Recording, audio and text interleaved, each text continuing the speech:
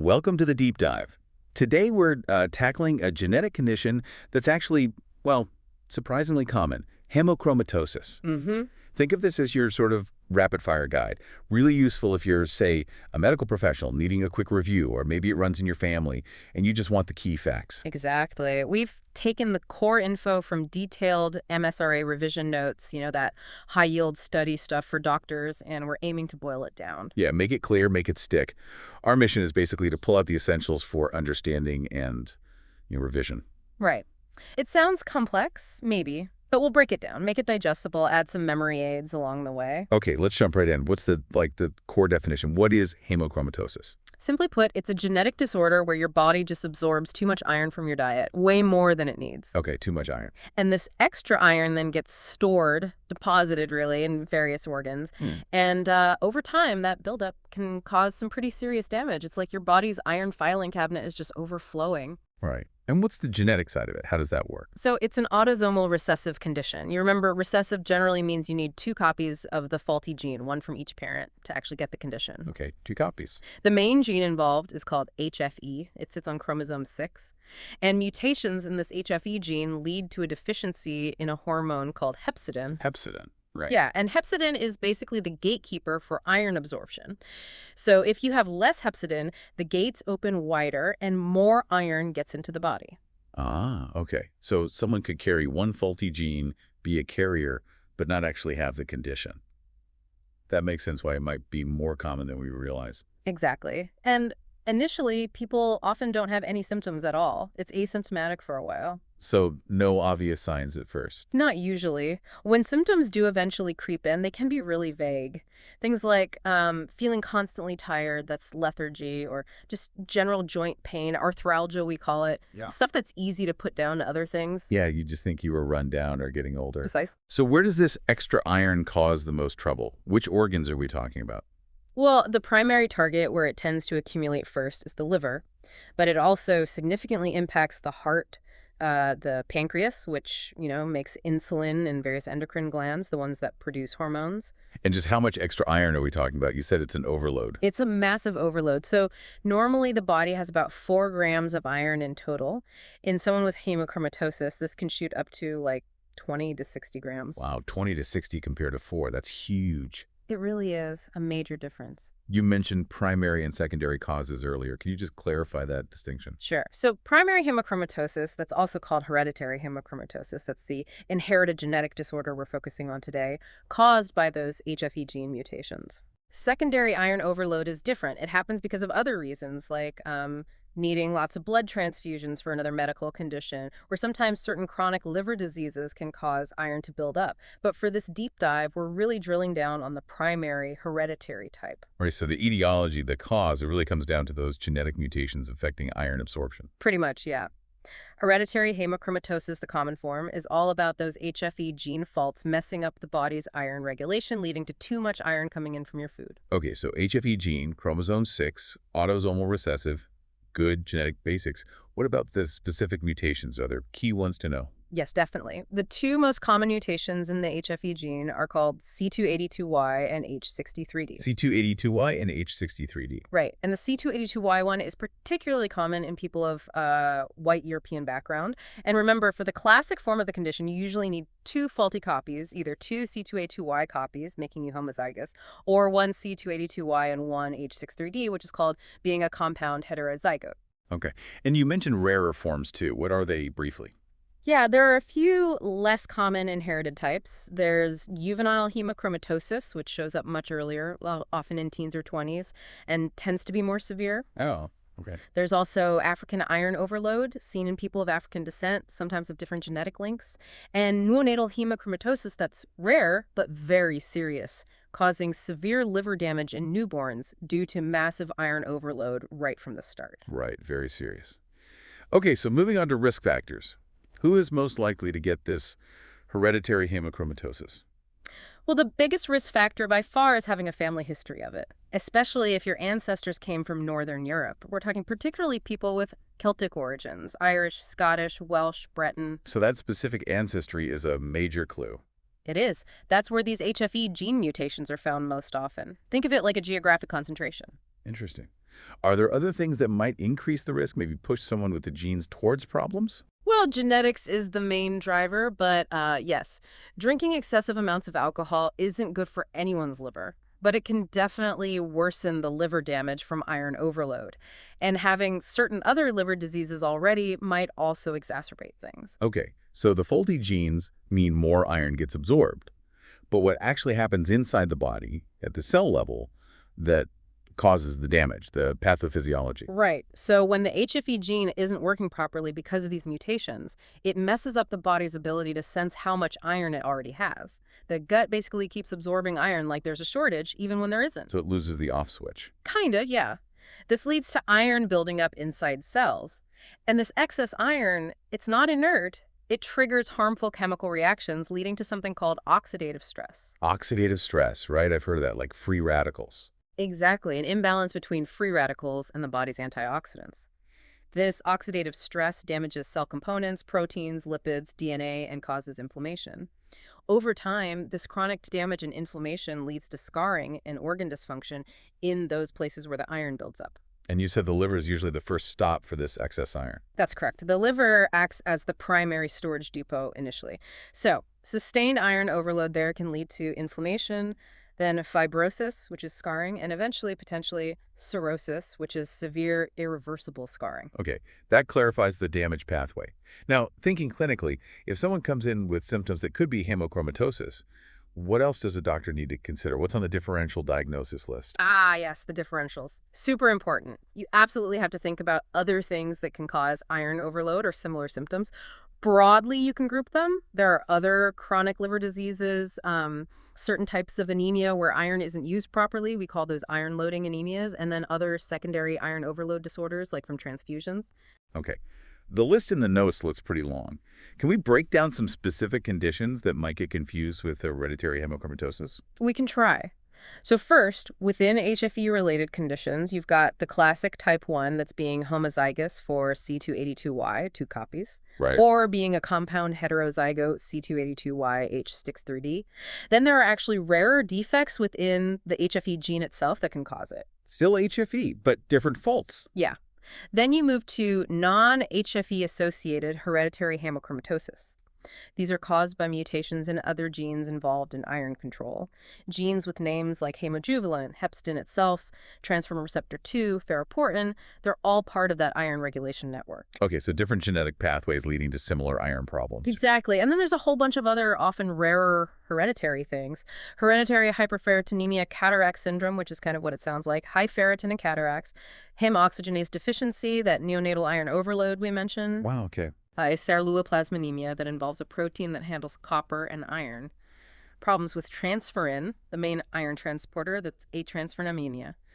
And even defects in the transporter that gets iron into gut cells, the DMT1 gene. It's quite a list. It really is. What about the non-genetic, the acquired causes you mentioned? Right, the secondary causes. Think about those iron-loading anemias again. Conditions like thalassemia syndrome, sideroblastic anemia, myelodysplastic syndrome, congenital dyserythropoietic anemia. Essentially, conditions where red blood cell production is faulty and iron builds up, partly because the body tries to compensate, and often because of transfusions, too. And transfusion overload itself. Yes. Parenteral iron overload, getting iron from outside sources, usually blood transfusions, is a common cause of secondary overload. Okay. And are there other conditions that don't necessarily involve major iron overload but might just have overlapping symptoms, like fatigue or liver issues? Absolutely. You've got to consider things like metabolic syndrome, Yeah. the cluster of obesity, high blood pressure, insulin resistance that can sometimes raise ferritin levels, drug toxicity affecting the liver, chronic kidney disease needing hemodialysis, and of course, other primary liver diseases, viral hepatitis, alcohol-related liver disease, fatty liver disease, or NASH, cirrhosis from any cause. These can all mess with liver tests and sometimes iron studies, and even skin conditions like porphyria cutanea tarda or other causes of skin pigmentation like Addison's disease might need to be ruled out depending on the picture. It's a broad differential then. You need to be quite systematic. You really do. So let's talk about how common this actually is, the epidemiology. You said it's surprisingly common, especially in the UK. Yeah, it really is. In the UK, hereditary haemochromatosis is one of the most common genetic disorders we know of.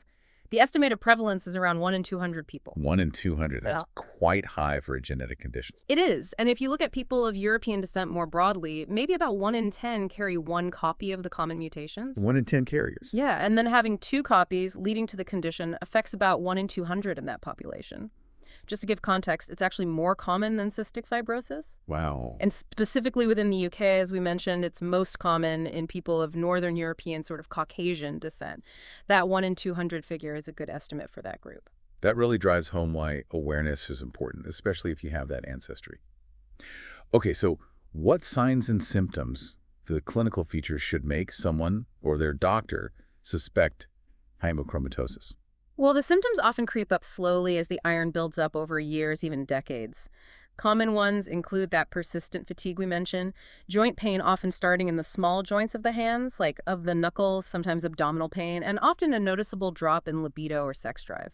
In more advanced cases, you might see changes in skin color, a kind of bronze or grayish tint, sometimes called Blonde's diabetes, if they also develop diabetes from pancreatic damage. What about the really early signs? Any clues we can use as memory aids? I saw one in the notes. Early ironing. Ah, yes. Mnemonics can be helpful. Let's see.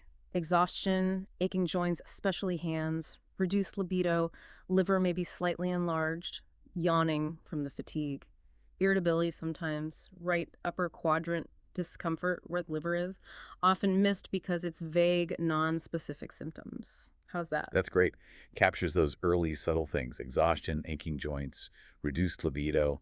Those seem key. They really are. Persistent fatigue, that hand arthralgia, and erectile dysfunction in men can be really important early flags. And as the iron deposits grow in specific organs, what other signs might appear? Well, on examination, a doctor might feel an enlarged liver hepatomegaly.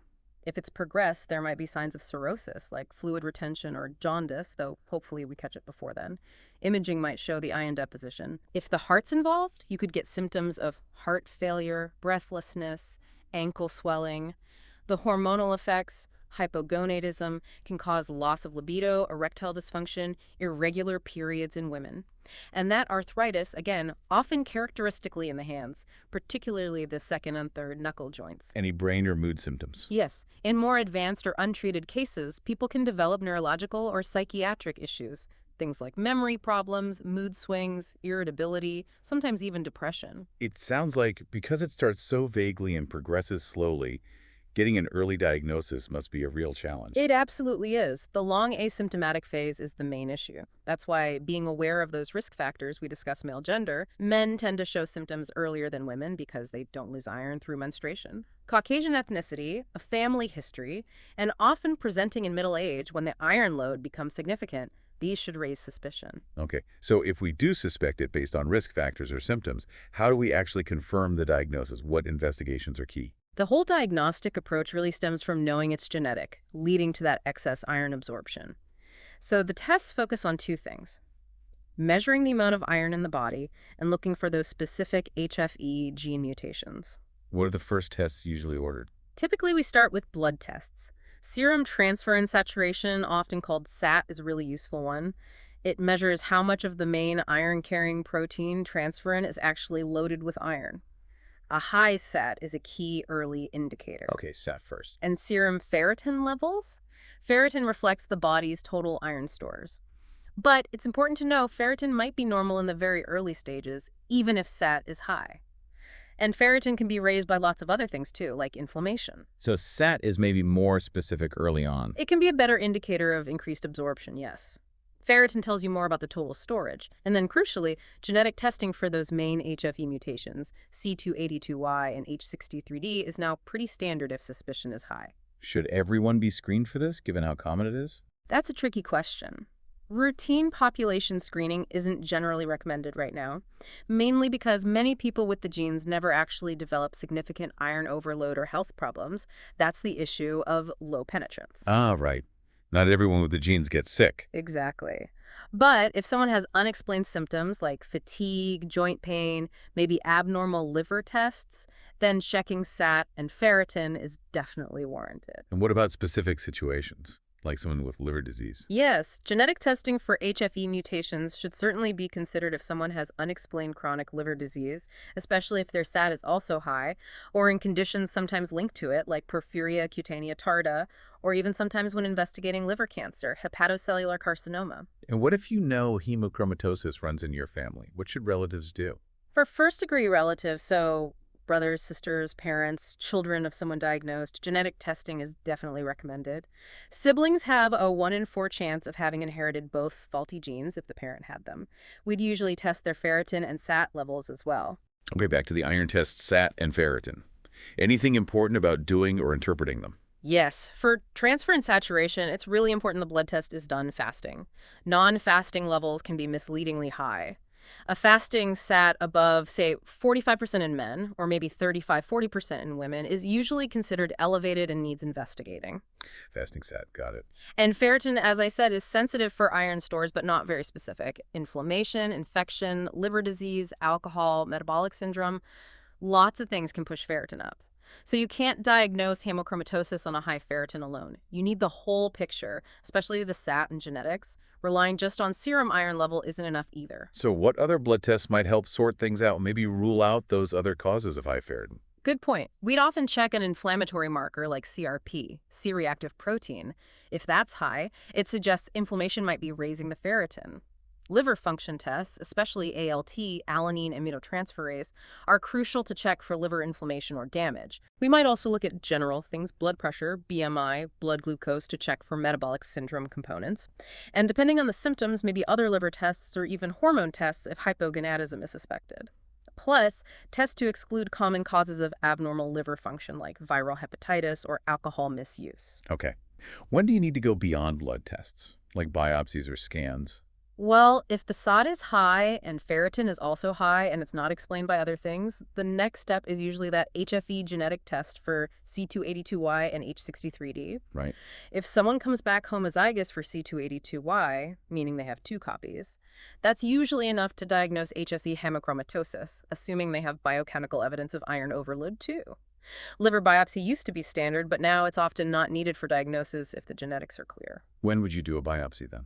Maybe if the genetic tests are inconclusive or if the iron levels are extremely high, particularly ferritin over 1,000, and you really need to know the degree of liver scarring, the fibrosis stage, that can influence prognosis and management. And what about MRI? MRI, specifically a liver MRI protocol designed to measure iron content, is really useful.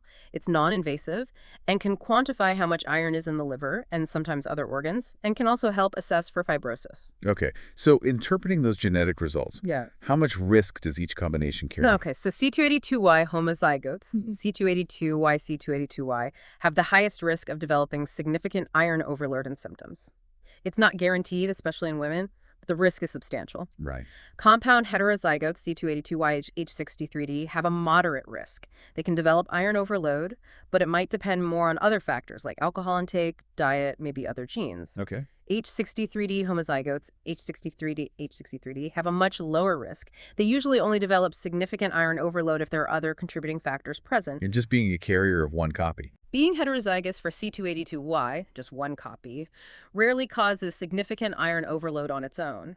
Same for being heterozygous for H63D, very unlikely to be clinically important regarding iron. If someone has clear iron overload but tests negative for these common HFE mutations, then you have to think about those rare genetic forms or secondary causes. Got it.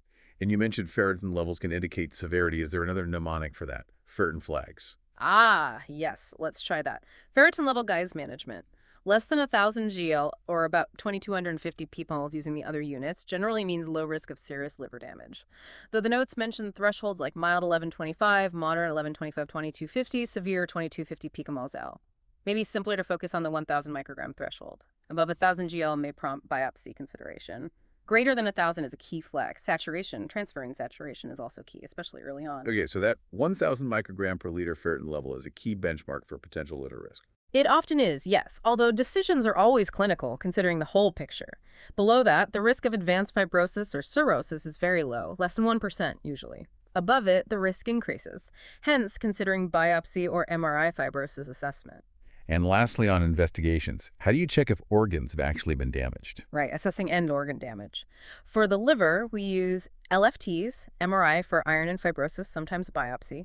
For the pancreas, a fasting glucose or HbA1c screens for diabetes. For the heart, an ECG and an echocardiogram, heart ultrasound, look at rhythm and function. Mm-hmm. For hormonal issues, we check sex hormones, testosterone, FSH, LH. And because chronic illness can affect bones, a DEXA scan might be done to check for osteoporosis. So it's a package. Labs, genetics, imaging, maybe biopsy, all tailored to the patient. Okay, comprehensive workup. So let's say we have a confirmed diagnosis of hemochromatosis with iron overload.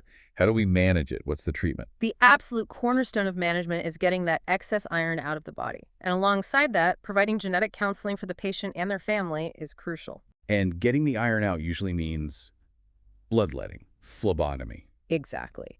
Venesection, or phlebotomy, is the first-line standard treatment for hereditary hemochromatosis if there's iron overload. It's basically removing blood regularly, just like donating blood. And how does that work? What are the targets? The goal is to lower the body's iron stores. We monitor this using ferritin and transferrin saturation. The usual target is to get ferritin levels down to the lower end of the normal range, typically below 50 micrograms per liter, and keep transferrin saturation below 50%. What if someone can't have phlebotomy? Say they're severely anemic or have major heart problems. Good question. It's less common, but if phlebotomy is truly contraindicated, then we move to second-line treatment, which is iron chelation therapy. That uses medication to bind the iron so it can be excreted. Desferrioxamine is one drug used, often given by infusion. Okay, let's focus on phlebotomy since it's the main thing. What's the usual schedule? There was another mnemonic, phlebotomy plan. Right, let's unpack that. Prior assessment, always check for complications before starting. Hydration is important. Tell patients to drink plenty before and after. Less strenuous activity right after the procedure. Every 1 to 2 weeks is typical for the initial phase to get the iron down. Okay. Blood removal is usually 1 unit, about 500 milliliters, which takes out roughly 250 milligrams of iron each time. Objective is that low ferritin, under 50 LEL usually. Transferrin saturation target also, under 50%. Ongoing maintenance therapy is needed lifelong once targets are reached. Monitoring ferritin and sat regularly is key. Yearly review is generally advised, maybe more often depending on the situation. That's a clear plan.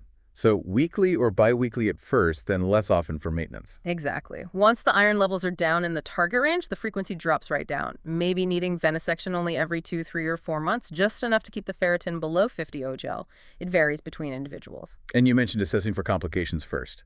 Yes. Essential to see what damage might already be there. And importantly, even if someone's symptoms like joint pain don't improve much with phlebotomy, you still continue the treatment to prevent further iron buildup and potential worsening or new complications. Right. What are the main benefits people might see from phlebotomy, and what doesn't it tend to fix? Well, the big benefit is removing the iron, which stops further damage. It can often improve fatigue, sometimes skin pigmentation, maybe liver enzyme levels, and potentially insulin sensitivity if diabetes isn't fully established. Okay. But it generally doesn't reverse established cirrhosis, unfortunately. It also usually doesn't reverse hypogonadism or significantly improve established arthropathy, the joint damage. Those often persist. So it stops progression, might help some things, but doesn't fix everything once it's damaged. That's a good summary. And as a general measure, we often recommend hepatitis A and B vaccination for anyone with chronic liver issues, including hemochromatosis. What if someone has progressed to end-stage liver disease? Is transplant an option? Yes, liver transplantation can be a life-saving option for people with liver failure due to hemochromatosis cirrhosis. The outcomes might be slightly less good than for some other causes of liver failure, possibly due to the effects of iron in other organs, but it's definitely considered. How are patients monitored long-term during treatment? You mentioned ferritin. Serum ferritin is the main thing we track to guide the frequency of maintenance phlebotomy. As we said, keeping it low, ideally below 50 NGL, is the goal. We monitor it regularly, maybe every few months initially during maintenance, then perhaps less often once stable. And remembering that ferritin over 100 DL benchmark for considering liver biopsy or fibrosis assessment if it wasn't done initially. And if someone does have cirrhosis, they need regular screening for liver cancer, usually with ultrasounds. What about pregnancy? Any special advice for women with hemochromatosis? Yes. Generally, women with HFE hemochromatosis should avoid taking routine iron supplements during pregnancy unless they're actually shown to be iron deficient. Okay, no extra iron unless needed. Right. Their ferritin levels should be monitored during pregnancy. If they do become iron deficient, treat it normally. If they have very high ferritin levels before pregnancy, therapeutic phlebotomy is usually deferred during pregnancy itself, and specialist input is definitely recommended. Makes sense. What about diet? Do people need to avoid all iron-rich foods? That's a common question. Actually, the most important thing by far is sticking to the phlebotomy schedule. Diet plays a secondary role. Okay. We generally advise avoiding iron supplements or multivitamins containing iron. Some people suggest avoiding heavily fortified cereals. Drinking tea with meals might slightly reduce iron absorption, but the evidence isn't super strong. What about vitamin C? I heard that increases iron absorption. It does. So we usually advise limiting vitamin C supplements to maybe less than 500 milligrams per day and perhaps not taking them with meals. And definitely avoiding excessive alcohol is critical because alcohol and iron are a bad combination for the liver. But a super strict low iron diet isn't usually necessary if phlebotomy is being done effectively. All right, phlebotomy is the heavy lifter. And if someone can have phlebotomy, you mentioned chelation drugs. Yes. In those specific cases where phlebotomy is contraindicated, medications like desferrioxamine or oral agents like desferrioxam can be prescribed to bind and remove iron. That's managed by specialists. Okay, so summing up the non-drug management. Regular phlebotomy is key, sensible dietary adjustments, but not extreme restriction, and making sure genetic counseling and family screening happen. Exactly. Tailoring the intensity based on their iron levels and stage. So what's the long-term outlook? If someone gets diagnosed early and sticks to the plan, what's the prognosis like? Generally, it's very good. If diagnosed before significant organ damage occurs, and if they manage their iron levels effectively with regular phlebotomy, most people with hemochromatosis can expect to live a normal lifespan, pretty similar to the general population. That's really encouraging. Are there still some risks, even with treatment? For those who are a C282Y homozygous, even with treatment, there might still be a slightly increased lifetime risk of developing liver disease, particularly cirrhosis and potentially hepatocellular carcinoma compared to someone without the genes. But the absolute risk of severe liver damage if treated early is thought to be fairly low, maybe around 5% in men, and even lower, less than 1% in women. Okay. But if someone already has developed cirrhosis or liver cancer by the time they're diagnosed, then obviously their prognosis is more serious and life expectancy can be reduced. So the key message from observational studies is early diagnosis and adequate timely treatment lead to the best outcomes. Right. Early detection and sticking with the treatment are paramount. What are the big complications we're trying to avoid by treating hemochromatosis? What happens if it goes unchecked? Untreated, the continuous iron accumulation can lead to really significant organ damage. The main ones are liver cirrhosis, which carries the risk of liver failure and liver cancer. Heart problems like cardiomyopathy leading to heart failure or arrhythmias. Diabetes mellitus from damage to the pancreas. And potentially an increased risk of other cancers too. Are these complications reversible once they happen? Some are potentially reversible, at least partially, with iron removal. Cardiomyopathy can often improve significantly. Skin pigmentation usually fades, but others, unfortunately, are generally considered irreversible once established. This includes liver cirrhosis, fully developed diabetes, hypogonadotropic hypogonadism, and the joint damage, the arthropathy. So you really want to prevent those irreversible ones. Absolutely. That's the goal of early diagnosis and consistent management, prevent or at least delay those serious permanent complications. And just a final point. Occasionally, people present with all the classic features, the iron overload and organ issues, but don't have the common HFE mutations. So clinical suspicion remains important, even if genetics are negative initially. Understood. Well, this has been incredibly thorough, a really helpful deep dive into hemochromatosis. Hope it's been useful. Definitely. So the key takeaways, it's genetic, involve too much iron absorption.